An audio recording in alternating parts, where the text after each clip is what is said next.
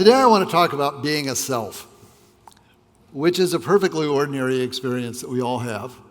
And you often hear that being a self is the most familiar experience that any of us have.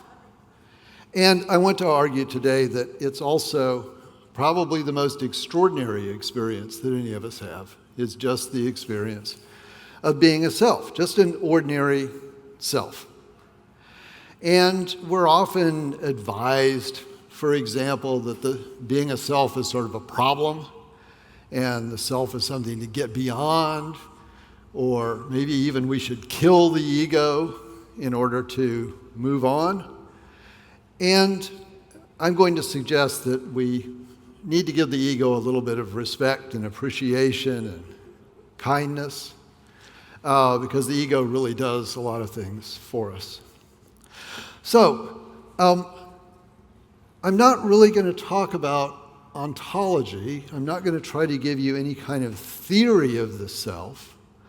I just want to talk about what it's like to be a self. So we're going to focus on just the experience of being a self and what some of the components of that experience are and why they're important.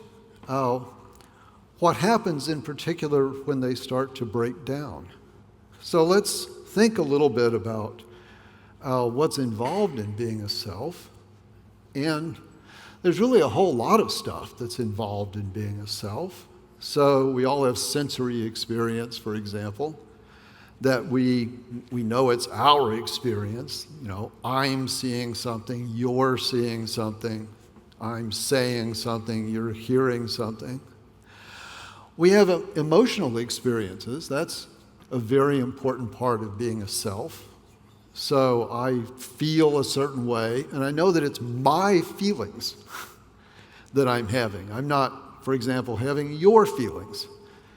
If I'm having them, then in some important sense they're mine. They're the feelings of myself. We all experience, I hope, in this room, body ownership. So this is my arm I'm waving around. It's part of me. I get to determine what it does. So I also have this sense of myself as an actor and an agent, so I can decide I'm going to do this or not. And that's a very important part of myself, that I have these parts that I can do things with. So if I want to advance a slide or something, I know how to do that. It's something that I can do, and I know I've done it once I've done it. So body ownership and this sense of acting, of owning one's own actions, of knowing that that's something that I did, is a very, very central part of our experience of being a self. So similarly, we have a bunch of kind of more abstract things that go into selfhood. So for example, we have feelings of knowing. I, for example, know my name. And I don't have any doubt about knowing my name. G.E. Moore has his famous riposte to skeptics by saying, "This is my hand. I'm certain, right? I know this is my hand."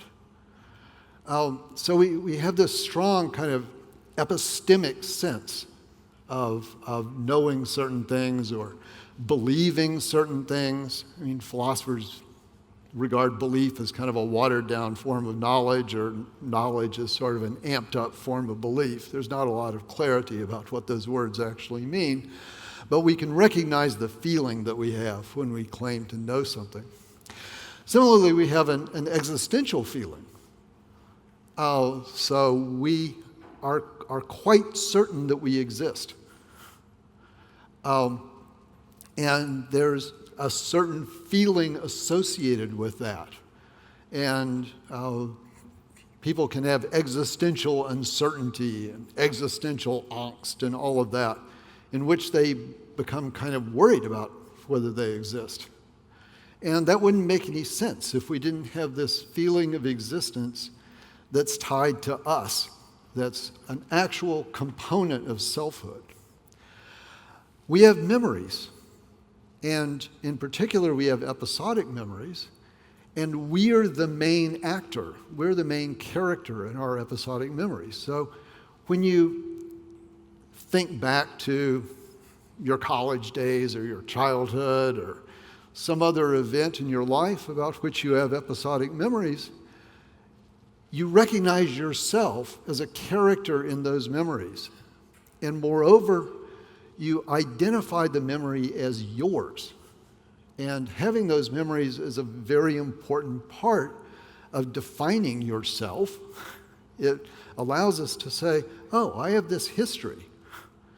I've been going on for a while and I've done certain things and I have access to that in some sense. And that's part of what having a self is about. And finally, for this list here, which is by no means exhaustive, we have these feelings of desire, for example, or intention, where we say, well, I want to do X, or I want X to happen, or I intend to do X, or I will to do X, or something like that. And those are very powerful feelings that are part of our sense of ourselves. So having a self involves all this stuff. And we can ask, why are these experiences part of our sense of self? And why these experiences in particular? Why is our self constructed in this way? How do these experiences fit together? What is it that makes, for example, my emotions tie up with my visual perceptions? How do I know that it's the same entity that's seeing you and feeling a certain way? I mean, it's not obvious that those should be connected at all. When I have an episodic memory, what allows me to identify myself, this current thing, with some image or character that's in that episodic memory? Why should it be the case that those are connected at all? And finally, we can ask ourselves, is this an all or nothing package? Is this self kind of a predefined thing that we all have, and we all have in exactly the same way, and we all have the same bits that are part of it, and they all work in more or less the same way in all of us? And you might expect that they would, on kind of biological grounds or something like that. But it's a question. Is being a self a package deal? Or is being a self something that we kind of cobble together in some way, and it kind of works and kind of doesn't? And there's a lot of variability between you and me and your neighbor in the next seat. And these are questions that aren't asked very often, but they are asked sometimes, primarily in neuroscience and more importantly in psychiatry. Those are the two areas that really address questions like this about just the ordinary sense of self. And some ideas have been put forward. You see a lot of ideas like this, that consciousness and selfhood along with it comes in this gradation of types. And it's usually thought of as kind of really simple, not very complex, rudimentary, basic, proto senses of consciousness or self, somehow expanding into or developing into or evolving into a much more complex, richer, autobiographical sense of self. And I put down here terms used by various theorists. So, for example, Stuart Hameroff uses the word Bing to mean just any elementary experience that expresses consciousness. And he, thinks of these little elementary experiences as happening all over space-time all the time. Antonio Damasio has put together many of the concepts that are here, but they're shared by lots of different theorists. And the question that I want to ask is how should we think about this kind of developmental or evolutionary sort of picture? I mean, One way to think of it is to think about mapping it onto phylogeny. And a lot of people in kind of the panpsychist kind of tradition do this. So they might imagine that E. coli, which is the kind of purple bug down there at the lower left, has a very rudimentary sense of consciousness and maybe an extremely rudimentary sense of self. And paramecium, which is the next one there, which is a much more complicated cell, has a much more robust sense of self and consciousness. And maybe trees are somewhere in the middle, and rats or other mammals are in this kind of momentary, occasional sense of self category that Damasio defines. And you don't really have a robust sense of self till you have humans. And of course, the archetypical human in this regard is René Descartes. So there he is, who realized that thinking and autobiography was what really constituted being a self. And I think we need to ask, does that make any sense to think of evolution in this kind of hierarchical way with respect to experience? Is there any reason to really believe that E. coli's experiences, for example, are less robust than ours? And one has theorists, and I'll just throw out Jean Piaget was one of them, who thought of consciousness in a very developmental way.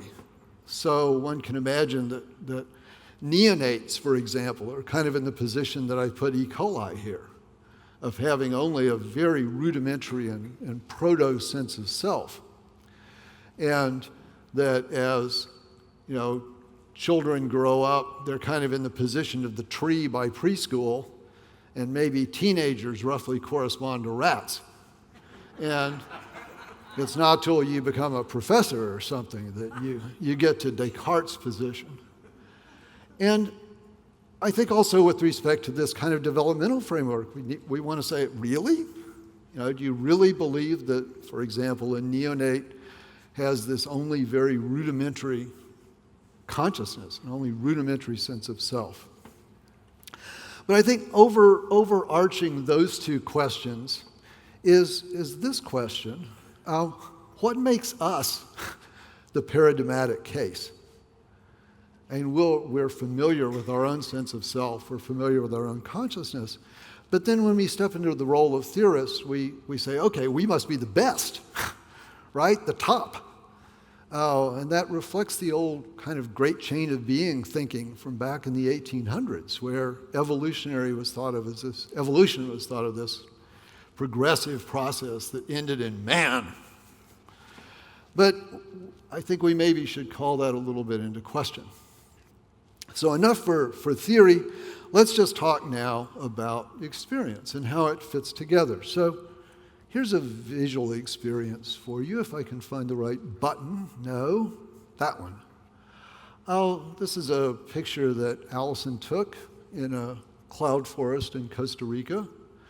And you can imagine embedding yourself in the environment that's pictured here visually. It's warm, it's wet, it's foggy, it's a little bit slippery. There's a lot of sound going on.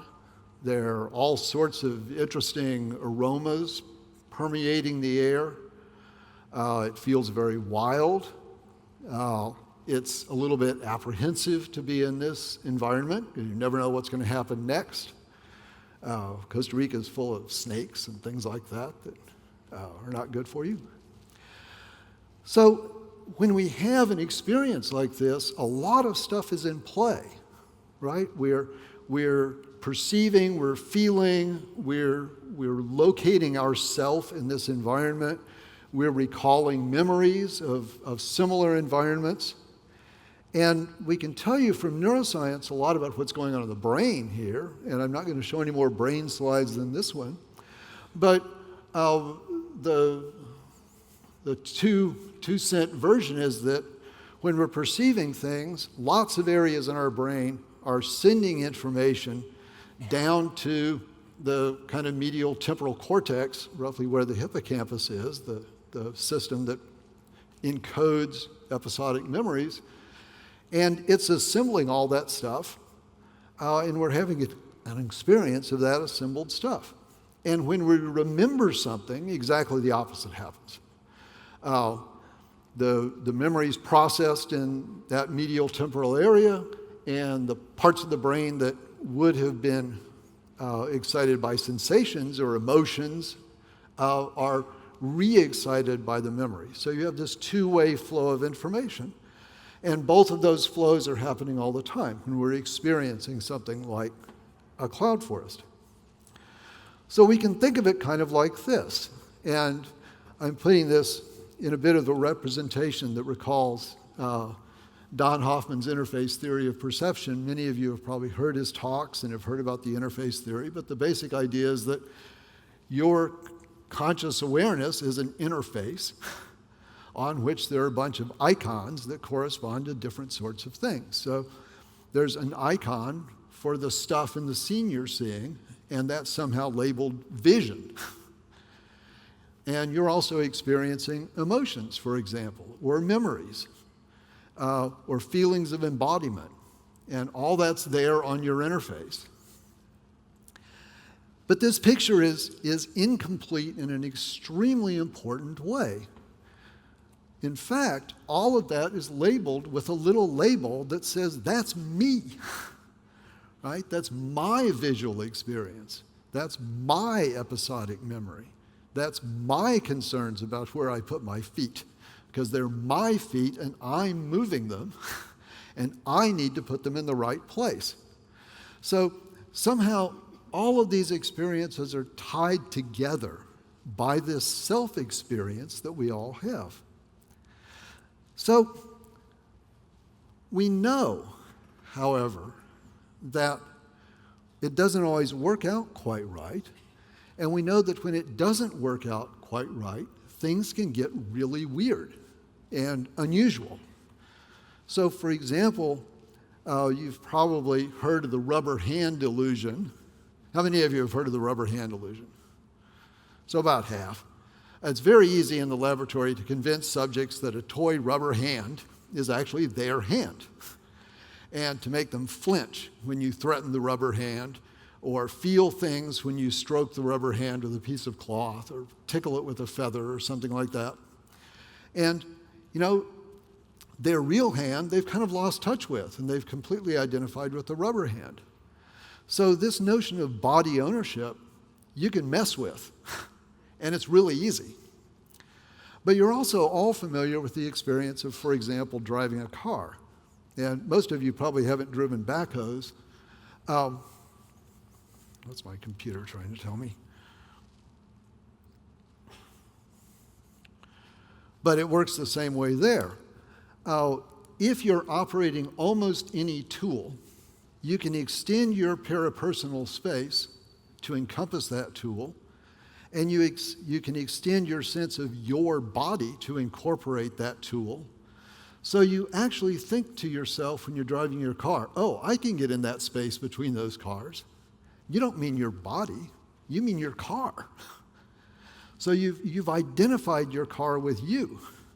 And when someone crashes into your door, it sort of hurts. And you view that as an insult. So our sense of body ownership is extremely malleable, and we mess around with it all the time. And virtual reality is, of course, just a sort of extreme form of that.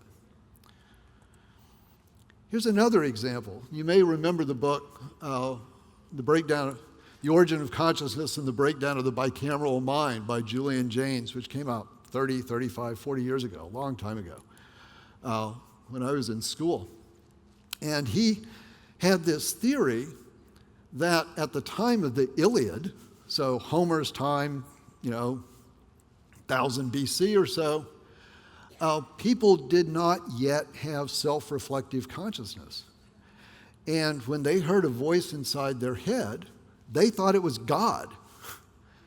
So they didn't have this idea that you can think to yourself without talking out loud. So God here is telling Achilles, kill Hector.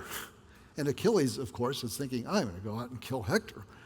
But that's not the way he experiences it. He disconnects in this picture the voice in his head, he no longer identifies as his voice. Now it's someone else's. It's God's voice, right? And the world is full, as we know, of people who still de-identify in exactly that way. They don't realize what they're thinking in contradistinction from what they're being told by some deity or some phantom that they've imagined. So here's another example, Dr. Teller, or actually Strangelove. His hand, of course, is always trying to grab him and do things. So he's lost that idea of himself as actor. And now his body is taking on this life of its own and acting without his control. And we know that there are very unfortunate people to whom this happens all the time. In psychiatric hospitals, for example. Here's another example. This is a technique now being used in therapy. Actually, Don Hoffman alerted me to this about a year ago. But it works on the principle that when episodic memories are remembered, they actually re-excite all the parts of the brain that were excited when the memory was encoded. And when that happens, that excitation, of course, mixes with all the other excitation that's there. There's not a clear button on your brain that suddenly empties it out before an episodic memory comes into consciousness. So when you then remember again, your memory is actually changed. So your episodic memories are never the same from one moment to the next, or from one memory of them to the next. And the therapeutic application for things like PTSD is to actually block the reconsolidation of the memory. And you can get people to lose their fear of spiders and hopefully, lose their fear of loud noises in the night. But it points out that our memories, in a sense, can be de-identified. We can lose the sense that that's my memory, and even lose the sense that I'm in it. A very unfortunate symptom sometimes seen in schizophrenics who've had damage up here in Brodmann area 10 is that they can no longer distinguish their memories from the memories of other people. And we'll tell you as much. So here's some other examples of people reporting very significant epistemic feelings associated with experiences. And the ones I copied just happen to be kind of religious and spiritual kinds of experiences. But in this same paper were reported many other interviews with people who had reported very strong experiences of some kind, experiences of creativity, for example. And all of these experiences actually correlate with insular cortex seizures. And it's very common in insular cortex seizures for people to have very strong epistemic experiences. And the insular cortex is a little bit of the brain that's right between the two lobes down at the bottom. So it's sort of sitting on top of the limbic system. And it's very connected to the limbic system, and it's thought to be involved in the construction of the sense of self. So here again, a person can be disconnected from the ownership of their experiences when their seizure stops. So one of the authors of this paper, Fabienne Picard, has a lovely paper where she talks about a mathematician who, during his seizures, had an absolutely unshakable belief in the existence of God. Of course, when he wasn't having his seizures, he was an atheist and had none of that belief at all. So this, again, is very malleable. And finally, here's a last example. This you may recognize from talks by Rudy Tanzi or others, is the very first patient of Dr. Alzheimer. And her famous statement is, "Doctor, I have lost myself." And I watched this happen in the case of my own mother. Many of you have probably watched it happen in the case of people that you've known or family members, or will sometime in the future. But there's a gradual process of loss of self. The memories go, control of the body goes, thinking goes, etc. So we know that this self-experience is actually extremely fragile, and that many, many, many different kinds of things, from organic insult, brain injury, et cetera, can distort it or disturb it, uncouple it, dissociate it in various ways. So we have to ask, what is it that holds this experience of self together? And if it's so fragile, what's it doing? You know, most of our mind seems pretty robust, but this sense of self seems extremely fragile and extremely labile. So what does it do? And what is it for? What's it doing in our psychology? And finally, why do we even have this experience? Why do we experience having a self at all? And I'll give you the consensus of the scientific community on this question. We don't have the foggiest idea.